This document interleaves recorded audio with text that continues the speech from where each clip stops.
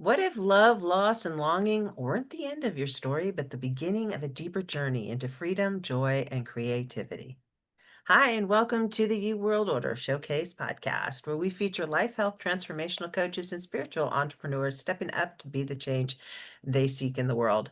I'm your host, Jill Hart, the coach's alchemist, on a mission to help coaches and entrepreneurs amplify their voice, monetize their mission, and get visible. If you're ready to start attracting premium clients without chasing algorithms or hunting people down like a banshee on a mission, head on over to coachesalchemist.com and schedule your free client acquisition audit. It's the first step to building a business where your clients seek you out rather than having to hunt them down yourself. Today, we're chatting with Deborah Jean Weitzman. Deborah is a performer, teacher, writer, and truth seeker who's been traveling and living abroad since 1990. A native New Yorker now based in Oslo, Norway, she weaves music, teaching, and storytelling into her life's work. Deborah is the author of Pandora Learns to Sing and her newly released novel, The Sinking of Leonardo da Vinci, which has been warmly received on major platforms. She helps others liberate their voices and discover how to live healthy, sustainable, and joy filled lives while embracing both the light and darker emotions that make us fully human. Welcome to the show, Deborah. It's great to have you here. Thank you so much. Thank you. So let's ask you the big question. Are you ready? Yeah. What's the most significant thing, in your opinion, as individuals we can do to make an impact on how the world is going? Well, be an example myself, as I think Gandhi said that, and yeah, be of service when I can. I love that. Yeah. So let's talk about your book a little bit. Can I show Um, it? yeah, please do.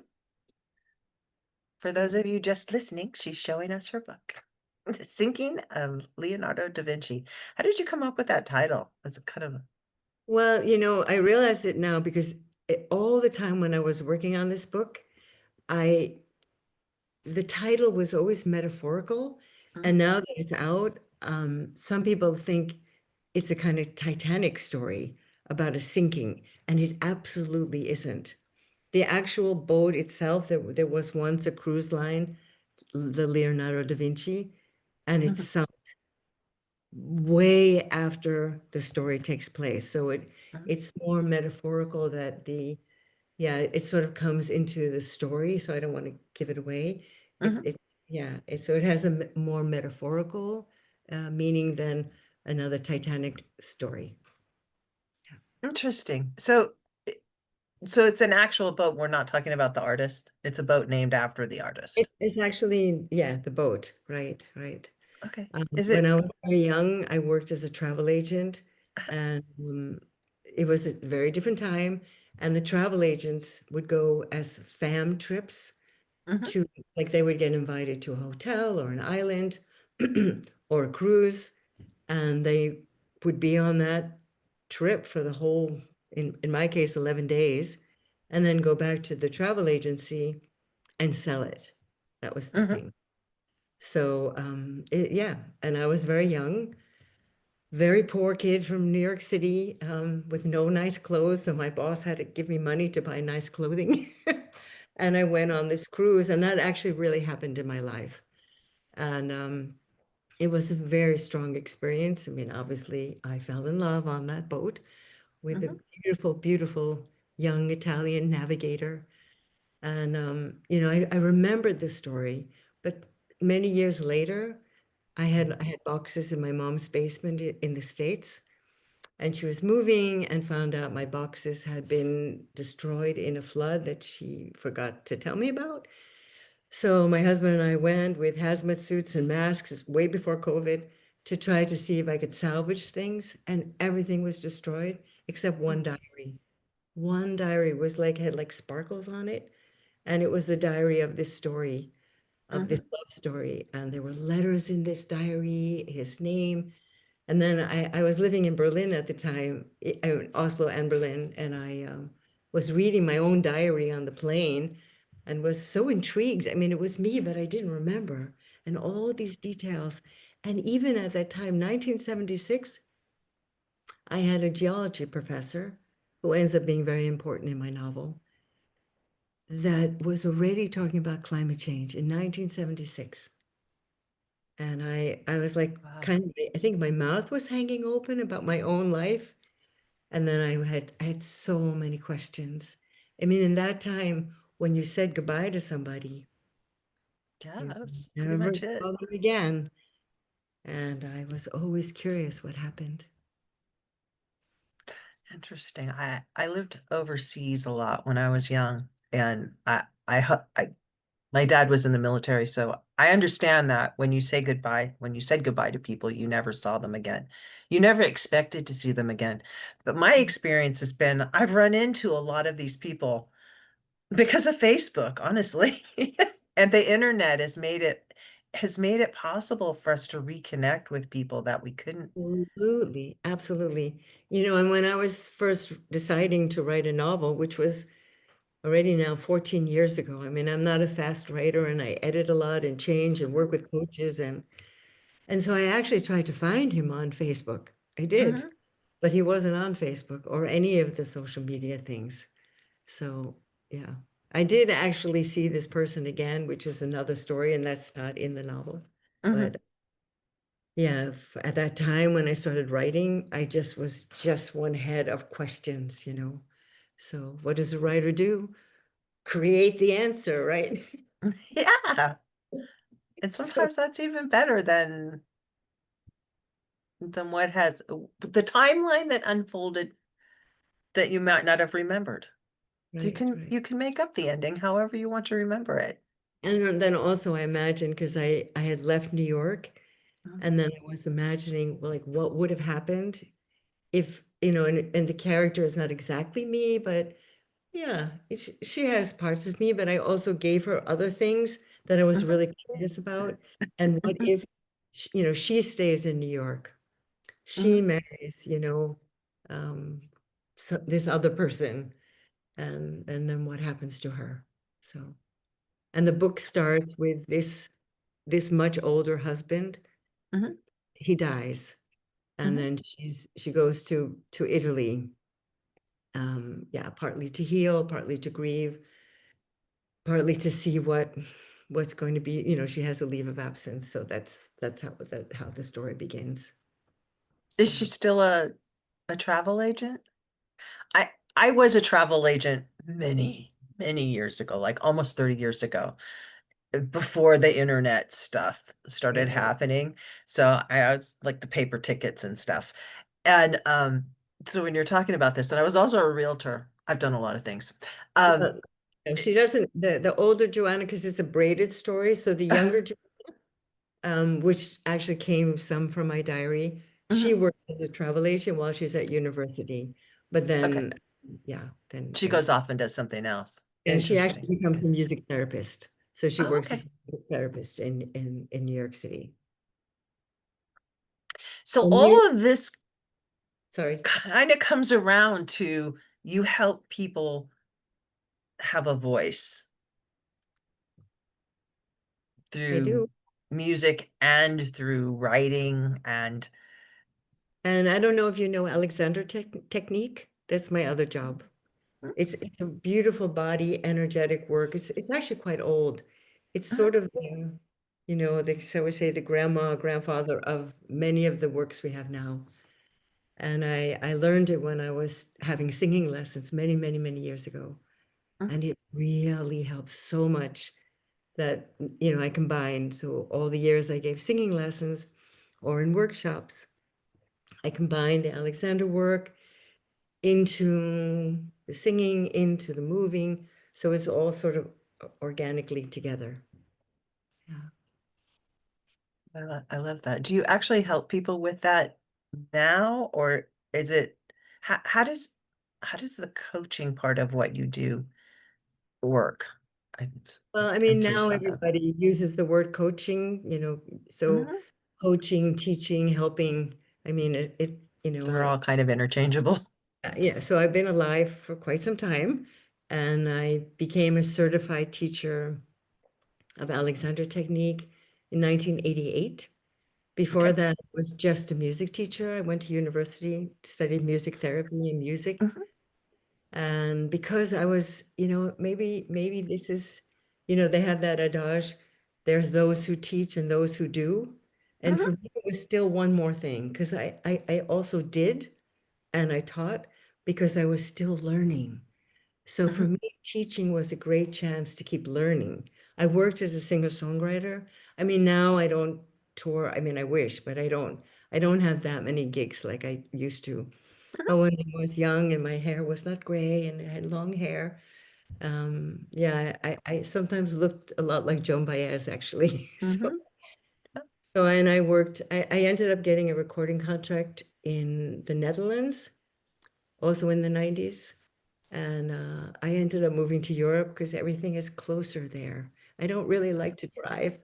And as a singer-songwriter in America, you're really driving, driving, driving. So before that, the tours in America were, it's always like you can almost sing 500 miles between each gig.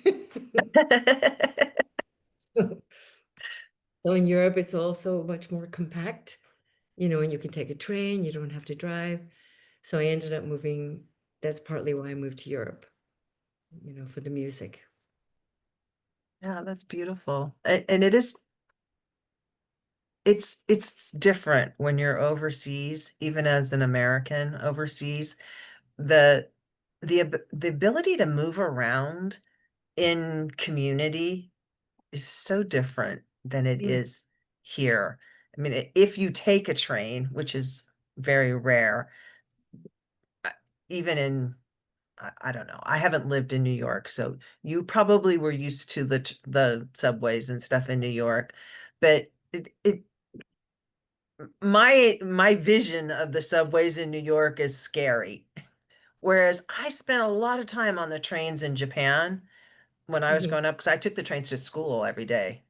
Wow. We lived on a base and I went to school in Yokohama. So it was like I was young and there was no big thing for me to I could go to Tokyo if I wanted. I did at Yeah. times go to Tokyo and I wasn't even a teenager, I don't think by that time. Well, I was just a teenager. I was very young. But it was just like you didn't worry about stuff like you worry about now. I mean, it's like Well, I haven't been to New York for a while, but I was there a couple of years ago and I took the subway all the time. mhm, I mean, it's a great way to travel. It's noisy. I mean, mhm, here in Oslo, our subway is quieter, newer, because people mostly only take public transport here. uh-huh. So, so it's really important. Yeah. It's just this different way of being, not Yeah. having a car or not having to depend on a car. Yeah. Yeah, I've I like hardly it. driven since I've left. But anyway, there isn't actually, I realized in my novel, because I've been doing the audiobook now, so I'm Uh-huh. almost finished. There is some scenes, there is some subway in this book, Hmm. and actually only one scene in a car, because most of it takes place in this area of Cinque Terre where everything is walking, and they have this train that connects the town. So there's walking trains. So I really love that. Yeah. I love that too. It's I great. like the ability to encourage people to get out of cars. I, Mm. there's even here, I live close enough that I can walk to the grocery store often, and I have a Great. wagon, and I just take my wagon to my weekly shopping. People laugh at me in the store, but I don't care. It's just like I don't really have to drive that much, and Mhm. and I like it. It Can I tell you a little funny story? I yeah, don't know. please do. Maybe it doesn't have to do with anything, but when my mom was living, she's passed away. She was in Florida. She was a snowbird. Hmm. And Florida, you can imagine, you really do need to drive. But we Yeah. didn't have a car, so we would stay with her for quite some weeks. So I had this bicycle with a basket that I borrowed from one of my cousins. And the shop was about, I don't know, a mile away. So it wasn't like undoable. Anyway, I had bought a little bit too much and I kind of loaded everything into this bicycle, got ready to go, and the whole thing, fell over. All my groceries were everywhere. Oh, And oh, this man just came out of his car and started helping me. And he was so friendly and seemed to really be enjoying it that a little part of me thought, oh, is he gonna like flirt with me? But when I had my bike back up and everything was there, and I thanked him and I asked him, he seemed to be like, he really seemed to be enjoying this. And he said, are you kidding? This is Florida. When does this ever happen? That an attractive woman falls over with her bicycle and I have to help her put her groceries back in the basket. Never, he said. This never happens. I feel like I'm in a TV show. So that was really funny. Yeah, it was Yeah, romantic. and you made somebody's day. I did. I think I made his day. And maybe who knows how many times he told the story. You're not going to believe what happened today. This woman. Yeah. Just stuff like that. I think it was a video that I saw of a guy who went to Walmart with his scooter, but it had a handle thing on it. It was like a Yeah. motorized scooter. And he had all of his bags hooked to his body. He had these hooks. He had a getup that had little hooks on them so he could hang the bags all over his body. And then he gets on the scooter, goes home, and he must have weighed, probably 100 pounds. I mean, groceries get heavy fast, but they're just like all over his body, and he's on his scooter. You can be very creative when yeah, when you don't have the car. Yeah. It's fun, Yeah. It- you know, and you inspire somebody else to do something out of the ordinary instead of just, the same old take your car and So I don't back know. to the question that sorry, I probably did Yeah, my you're me. good. But yeah, so I'm not a youngster anymore. So and I do get a little pension, which is very nice. So Mhm, I don't have to work like I did most of my life. I just had to. But mhm. I still really love to work. And I don't get a very huge pension. I think I get $400 from the US because I was an artist, right? So, Yeah. artists they don't take very seriously. Anyway, so I still give workshops. I was just teaching in Belgium. Mhm, And I have some people that come for private sessions. So yeah, I work a combination with them, helping them find their breath, helping them, yeah, if they're working on their voice, or maybe it's a character in a play, so it doesn't only have to be voice, singing voice, or sometimes it's somebody who's a teacher and they want to have a little more voice. I've also had people who are preparing for TED Talks to try to mhm. get a little bit more pizzazz and flow in their voice. So yeah, I And do all these kind of things. you were just talking about, doing your audiobook. That's a huge thing these days. A lot of Actually, people are writing and they I'm now that I'm almost at the end, I definitely can probably help other people because it's really quite a process. The it whole, is. yeah, it's really something, and I have a lot of characters in my book, and I didn't realize I had so many characters with so many different accents.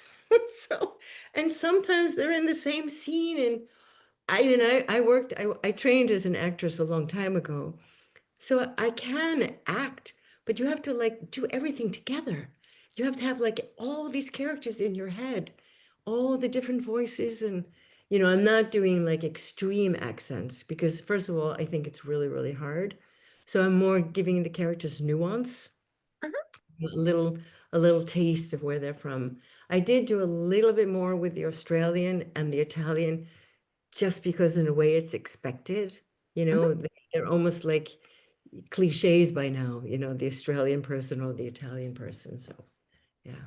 And people have it in their head. If they're reading it, they're those accents go off. I Yeah. mean, just like Yeah.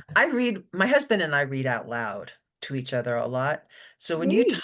talk about reading, like we read through series of books to each Wow. other. It's just like something we like to do. But when Wow. you talk about reading out loud, when you're creating an audible book, there's a lot to it. And the way that you can know this is just try reading a chapter out loud to somebody else. It's it's Yeah. hard. I mean, sometimes I think I'm going really well because I'm new at this, and I have Mhm. a really young, sweet engineer who's helping me, and and then I think, oh, I did it great. and then there was like a sound from my pants, or you had a, or I sometimes I get animated. I think my body thinks I'm Italian all the time, so I'm moving my hands, and then I knock the microphone, and then I have to do the line again, or you get a little burp, or you get a kind of wrongly pronounced word. So it's yeah, but I'm really happy. 20 pages to go out of That's 200 a lot. pages. So I'm getting there. I'm getting there. And then we have to do the corrections. Yeah, but we're getting there. So whew, Amazing. yeah. Yeah. So, if you're out there and you've written a book and you would like to get it to be an Audible book, because, Audible's the thing on Amazon. Let's Is be that really, real. is it very popular now? It's very popular and people, if you have an Audible book, then um you can listen while you're doing other stuff, which Right. a lot of people like a lot. Hmm. You can So, listen while you're driving. That's how I got into yeah. it. I mean, Yeah. we were talking earlier about driving. I don't drive here, but we have a camper car Mhm. and sometimes take trips to the south because here in Norway, it's already getting to be winter. It's a very short summer. So yeah, and I can't do the long winter here. It's really too long and too dark. So we've been finding ways to, live cheaply and take the camper. We have a small camper. Having So that, adventures. yeah, and then we listen to the audiobooks. I'm actually working on a new book now. During the first, well, I think 2021, we lived in the camper in the south of Italy for like 10 months during COVID. Oh, how fun. So that book is called Italy with Nobody in It, but that's not out yet. So yeah, I'm still this one, the sinking of the Leonardo da Vinci. Yeah. And where can people find that book? Well, obviously it's on Amazon, it's Mhm. on all the platforms. It's yeah, I think we're still going to keep it a little bit longer, so there's a promotion going, so yeah, it's not too expensive on Kindle and all the different iBook and all that. Yeah. Mhm. And then I guess in a few months there'll be an audiobook. Yeah. But That's not very yet. exciting. Yeah. I still have some more work to do. I have these other questions. I think I'm going to ask a couple of them because I'd really like your take on them. So Sure. one of them is you talk about meeting our anxieties and darker emotions with creativity. What does that look like in practice and how can we start? Well, again, this is very much what the book is about because Mhm. as I have worked a lot with this, I have my character work with it. Um, well, first of all, when we're in anxiety, we're often holding our breath. Mhm. Or having a panic attack, it's usually, besides whatever is going through your mind, the body is needing breath, it's needing air. So the first thing, if we can move out of it, I mean, often people will learn when I was recovering from my panic when I was young, to count our breath. That a lot of people practice like this box breathing Mhm. because just the counting of your breath begins to slow it down and you have more breath and you allow more breath. So any kind of moving. So like let's say one of the things I've started doing, even though I'm all wrinkled and you know, no face work, you know, I'm in my golden years, but I've been making these little recordings of improvisations.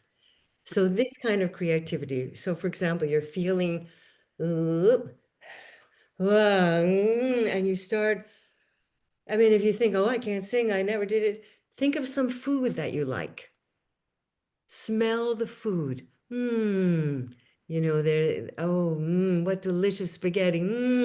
So you start with this hum and let that travel through you and just start letting the sound just start moving through, even if you have no idea, it will move through.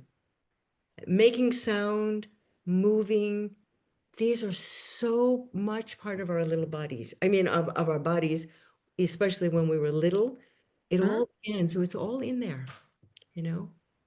Do you So, think when we hum at our own personal vibration, like the healing high vibration that our body needs. I think there's definitely a potential for that. I mean, it depends. Like sometimes when I work with a student, I mean, I just came from a workshop recently, Mhm. and one student was very afraid. So her voice at first was, "Mm." So then maybe it wasn't yet at the healing vibration. But as you know, I do some Alexander with her, letting the body expand a little bit, it comes deeper in, and then absolutely yes. Oh, yes. All that is really good for us.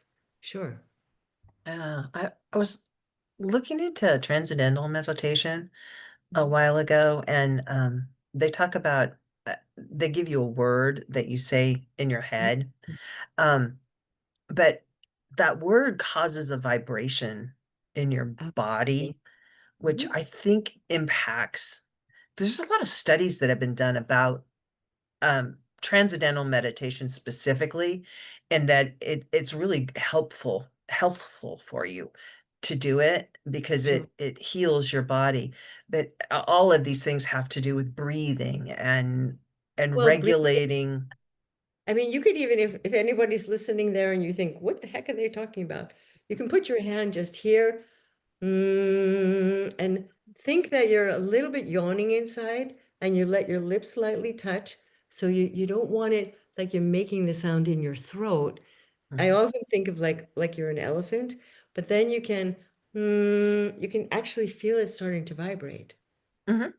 So I have done transcendental meditation, but lately I actually, well, the last years, I prefer the mantra that Tina Turner made famous, Nam Myoho Renge Kyo, Nam Myoho Renge Kyo. It also Mhm. has that Yep. vibration element, and it's all these things are great.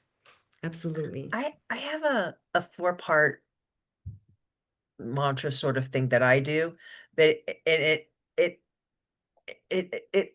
is incorporate. I'm sorry. I'm just like, I can't get the words Right? out.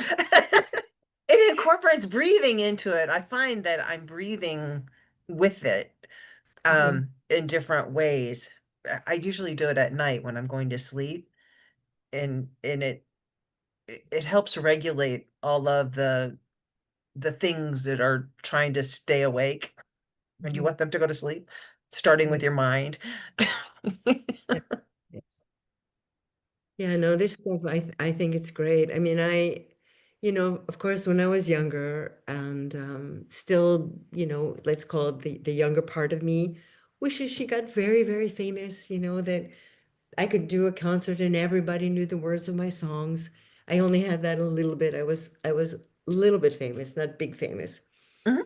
Um, uh, but now, in my yeah, in these years of, I call them my extra years because I never thought I would live this long. I just sing every day. I just sing every day because it's so good. I have some asthma, which I think a lot of people have. And then asthma is really stealing your lung capacity.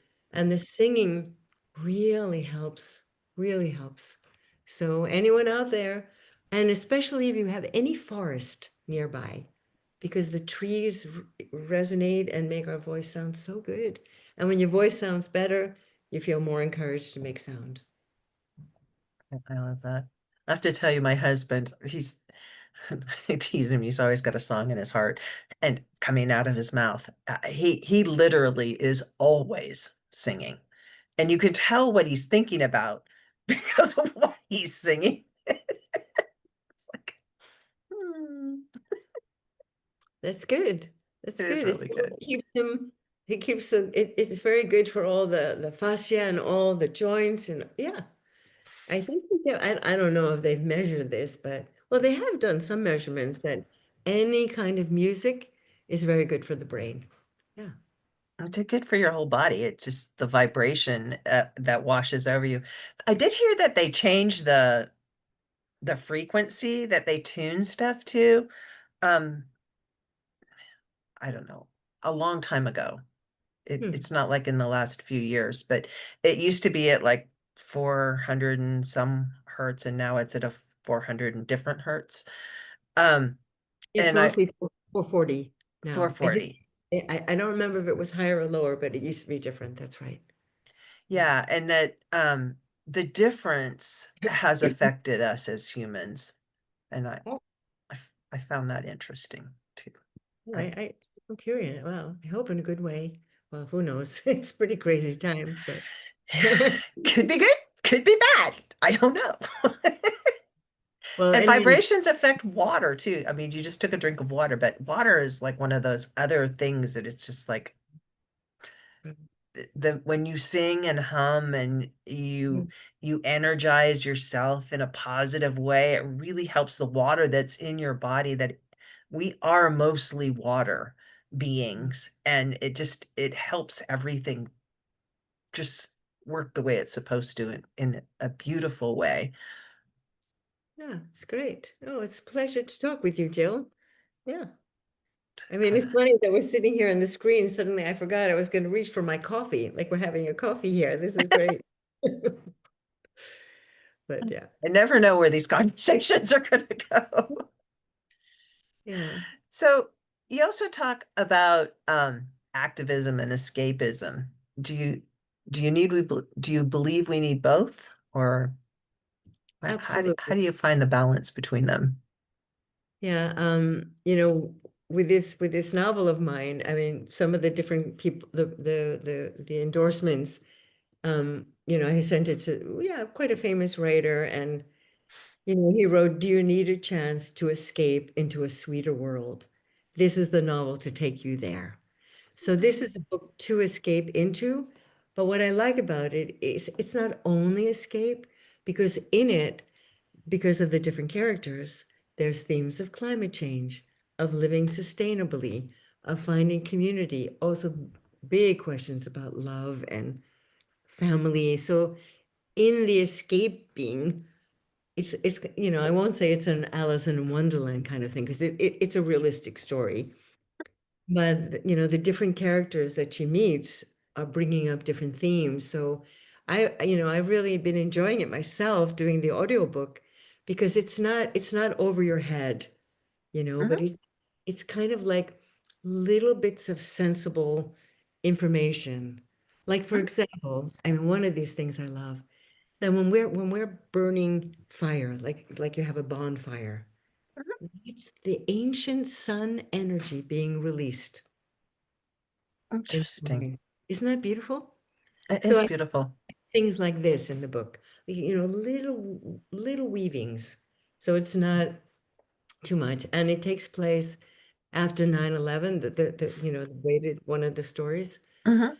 And it's not heavy about that. It's not anything, like what happened and everything, but just, because one of the characters she meets is a journalist from Holland, actually, and Hmm. also in Italy.